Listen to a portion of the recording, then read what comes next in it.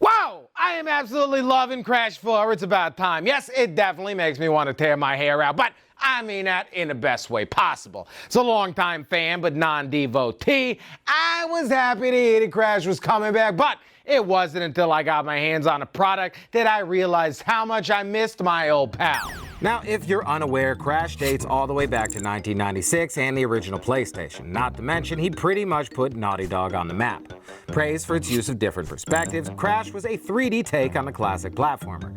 The game went on to be a commercial success and still remains one of the top-selling PlayStation titles of all time. The team over at Naughty Dog went on to make 2 more Crash games and a Crash racing game before handing off the torch in 2000.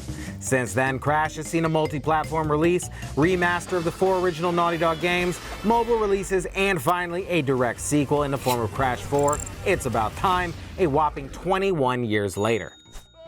Developed by Toys for Bob, Crash 4 takes off where Warped left off. Now, if you're anything like me and haven't really followed the story, don't even worry about it. You can skip those cutscenes and hop right into that classic platforming glory.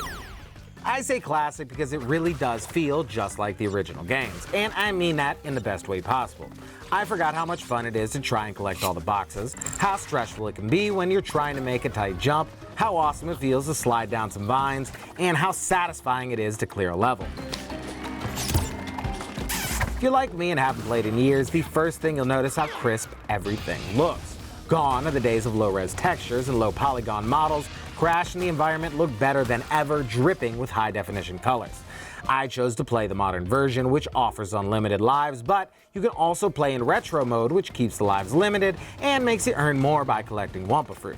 I call that brutal mode. Wouldn't do it to myself, but for those up for a challenge, each level offers a set of gems that are collected by breaking boxes, collecting fruit, beating time trials, or doing other various tasks.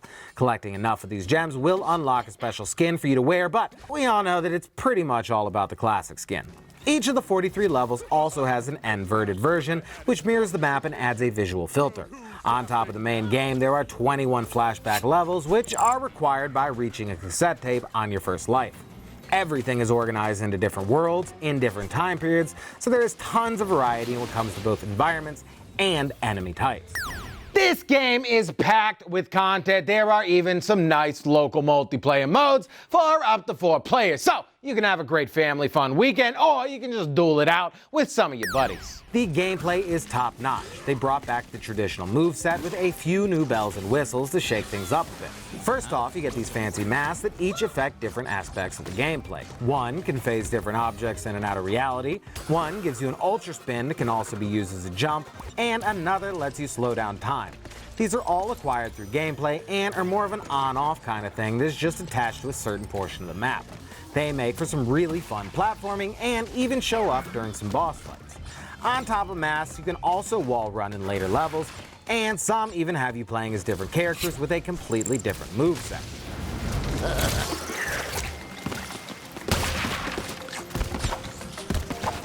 Honestly, I really wasn't expecting to spend as much time as I have playing this game. Truly is a treasure for both the eyes and ears.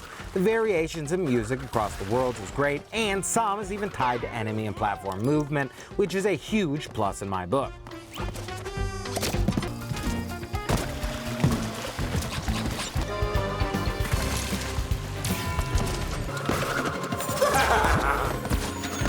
The gameplay is a bit tough, and some of the more fun levels are later in the game, but with a hidden system in modern mode that gives you a bit of armor or a new checkpoint after enough deaths, anything is possible. Now, this may not be a Naughty Dog game, but Toys for Bob did a fantastic job at adding enough flair to stand out from the bunch. If this is the future of Crash Bandicoot, you can sign me up for more.